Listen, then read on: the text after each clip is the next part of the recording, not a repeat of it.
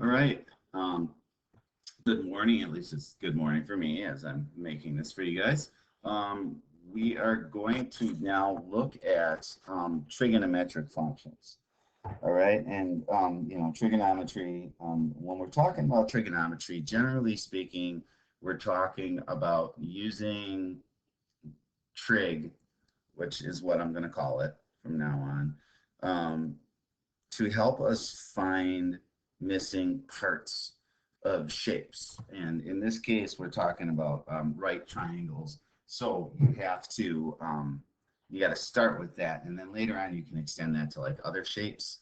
But it all comes down to the right triangle. And so the big thing we have to talk about really quick is we got to talk about what's a right triangle, and real briefly, and then why we're calling things what we're calling things. Okay, so before we get into anything, I want to do just a quick little review of what a right triangle is. All right, so if we have a triangle, right, and I'm gonna grab my triangle tools here, and we're just gonna go boom, and we're gonna say we've got a triangle here. Now, what makes a right triangle is the fact that it has a right angle in it. Okay, so you've got this one angle here, and they'll always mark it with a box, right?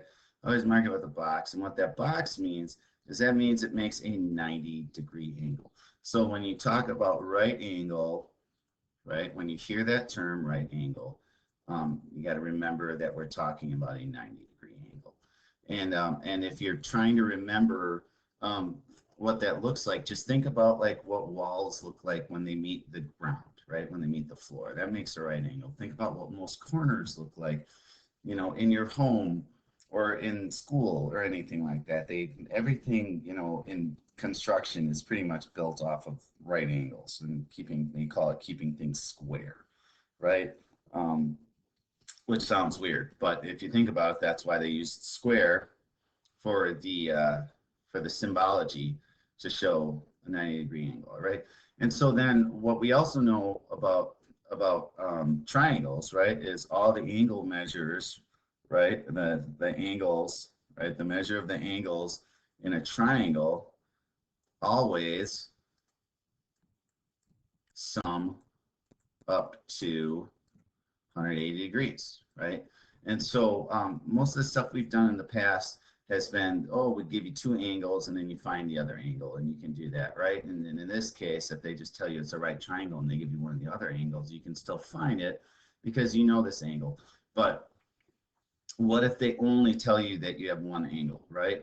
And so this is where trig comes in, and where trig comes in is trig says, well, if you can give me one angle and then, or give me the fact that it's a right triangle, and then give me two leg measures.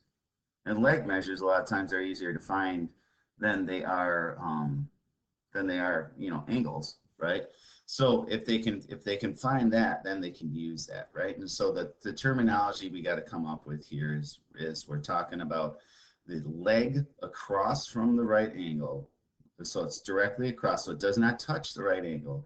That leg is always called the hypotenuse, okay? And we use this not just in trig, but we use this also in the Pythagorean theorem, which we'll have to talk about in a minute.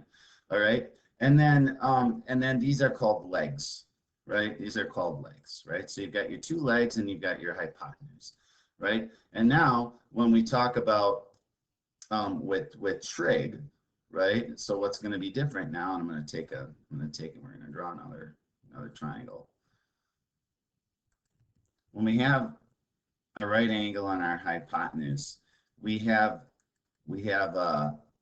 names for the legs based upon which angle we're looking to find. So let's say we're looking to find this angle right here, and they're always going to mark it with this thing that looks like a zero with a line through it, and that's called theta. Okay, that's theta. You don't have to know that, but that's what it means. It's a Greek letter.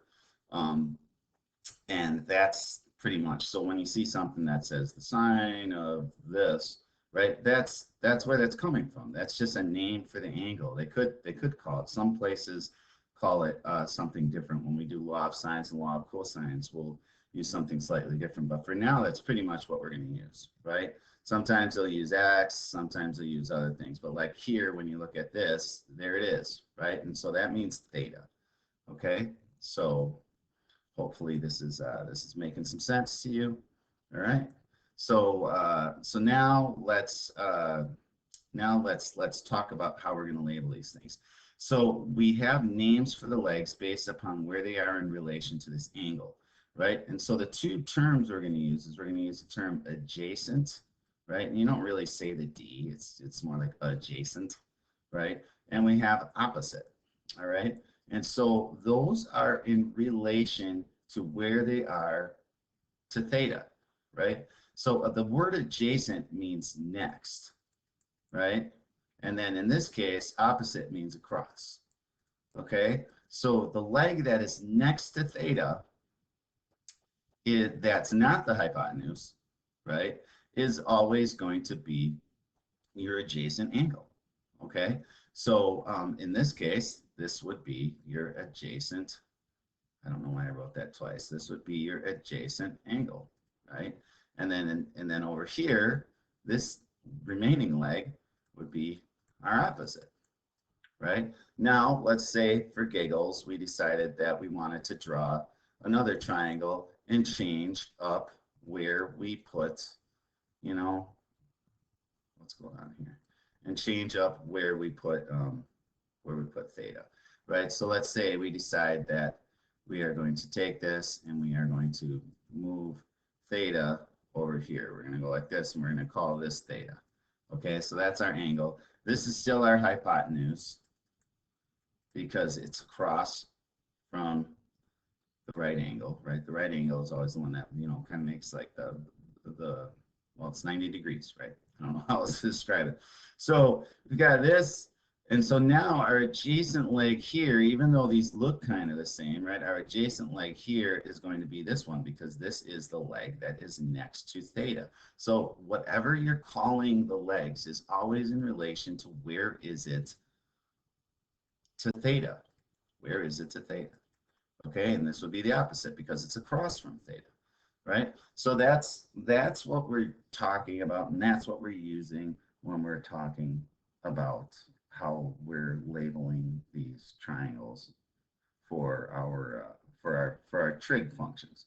Okay, so I think it's really important that we sort of understand that, and you know, I'll talk about it a little more, and I'll remind you of these things as we're going through them. But that's the most important part. It's just knowing what are we talking about? What does he mean when he says opposite or adjacent? Why is that one opposite and why isn't the other one opposite? Well, hopefully this explained that at least a little bit, and then we will cover that a little more as we go on. Okay, so I'll stop the video here, and then we will pick up with starting with the trig functions in the next one.